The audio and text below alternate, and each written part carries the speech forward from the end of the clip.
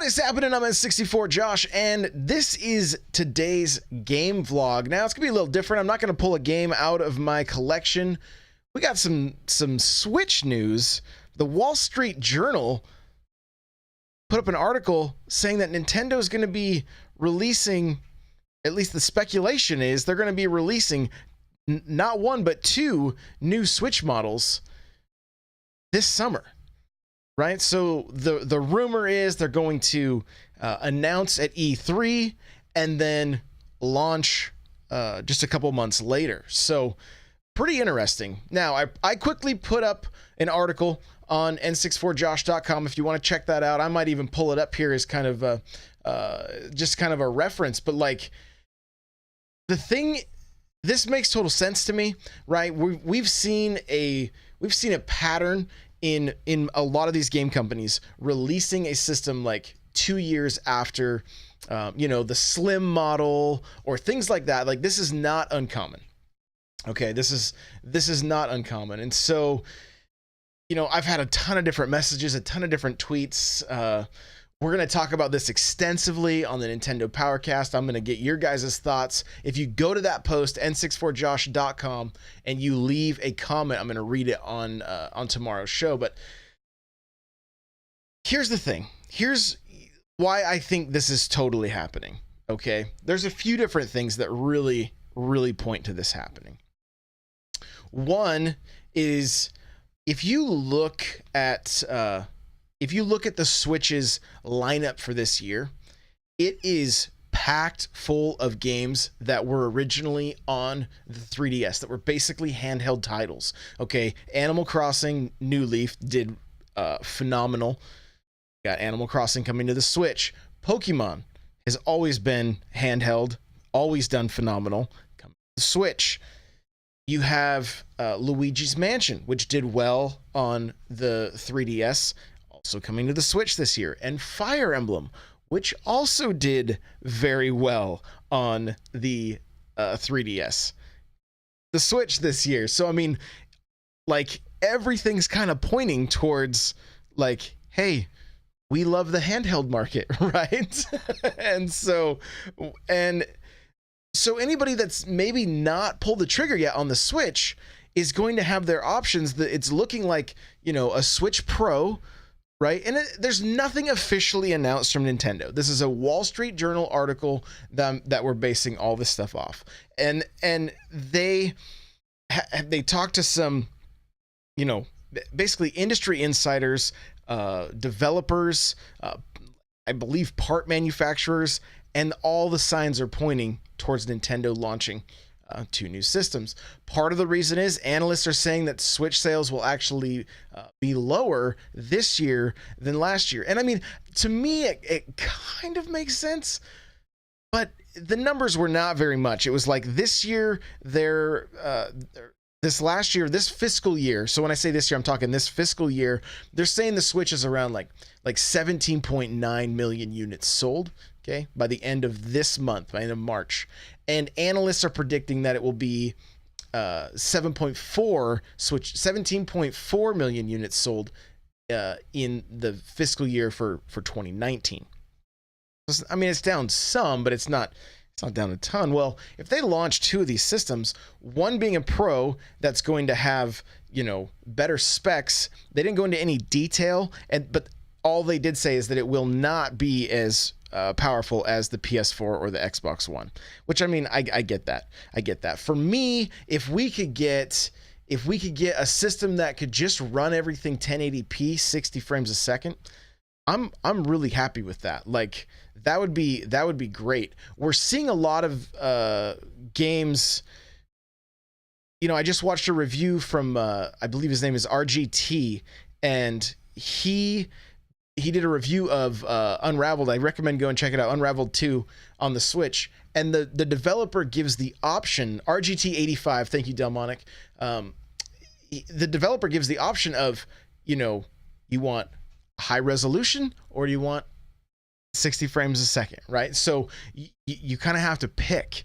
We've seen games with dynamic resolution so that the frame rate stays the same.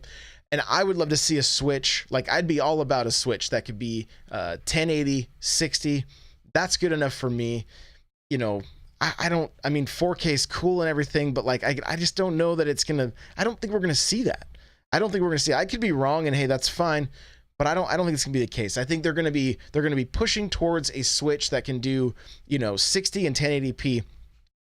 Because you've got, I mean, look at some of the games, look at the third-party games, and think about how much more appealing it becomes to third-party developers if the Switch is just a little stronger, right? Because you're looking at like Doom and Rocket League and things like that, and you're sacrificing somewhat, right? You're sacrificing resolution, you're sacrificing frames, that kind of thing. And so, you know, I don't even care, honestly, because the size of the screen of the Switch, I don't think it even needs to be 1080p. Honestly, I think 720p is more than enough for the size of the Switch. But docked, if we could get a consistent 60 and a consistent 1080p, I believe that, you know, and I don't know how all this stuff works, but I believe that companies could put out updates that would allow the games to run at higher frame rate, higher resolution. I could be mistaken, but I think it would be possible. And then they've also talked about, and so, you know, and Jay Harley in chat saying Fortnite would run better, and a lot of games could run better, you know, and just like lose some of the muddiness that has to be there, the lack of textures and things like that, so that the game doesn't suffer so much in the frame rate area. And so, you know, fingers crossed, I would love to see something like this. What I don't want to see, you guys let me know in the comments. I want to hear from you too. What I don't want to see is where we have, you know, the new Switch, right? Where only certain games run on that. I don't think Nintendo needs to split their user base like that. Like we saw with the, you know, Xenoblade Chronicles on the 3DS is a new 3DS game. It only runs on the 3DS.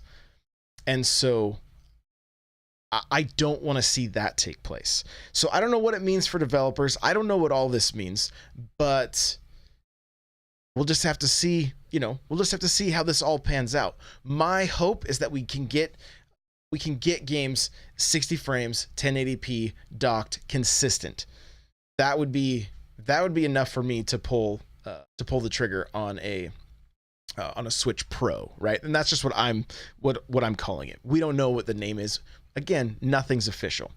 Okay, now let's talk about what I dubbed Switch Junior. Okay, so Switch Junior is the more portable, more affordable Switch. Now, how can it be more portable? I'm saying more like strictly portable, right? Where you're not having Joy-Cons that disconnect. You're just having a system that is built for portability. So a possible clamshell, we don't know. We don't know what it's going to look like. The few things I would like to see with that is whatever design they go with, make it tough, make it kid-proof, make it fairly drop resistant, right? I mean, look at the 2DS. That wedge is pretty much a tank, although they could still get pretty messed up from a fall onto hard surfaces, you know. So something that's a little more durable, because I mean, right now when I put my Switch in like my niece or my nephew's hands, I'm a little nervous about it. I'm like, okay, like just make sure you're sitting right. I don't want to see them drop it. I don't want to see the Joy-Con come flying off, right? That kind of stuff. So something that's a little more built like a tank, and then like an actual D-pad. Okay, that's what I want to see. I want to see an actual D-pad for when we're playing, you know, Tetris and side scrollers and things like that. I don't see any reason, if the Joy-Con disconnects, to not have an actual D-pad.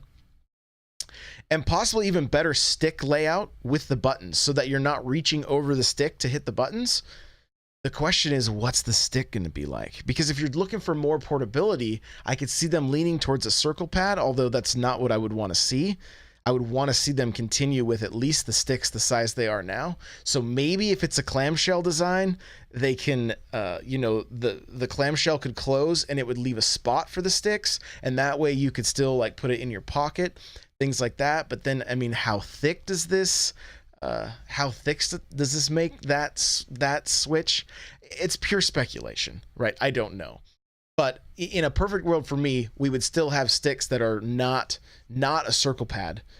And, the clamshell seems like it'd be the only option unless they go with circle pads that you could make this thing portable, right? Because you're not going to be sticking it in your pocket if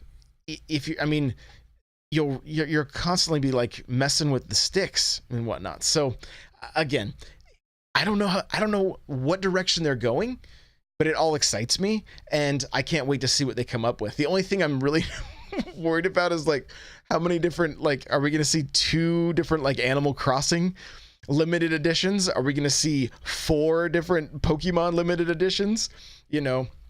I'm assuming we'll see a Mario Maker Switch.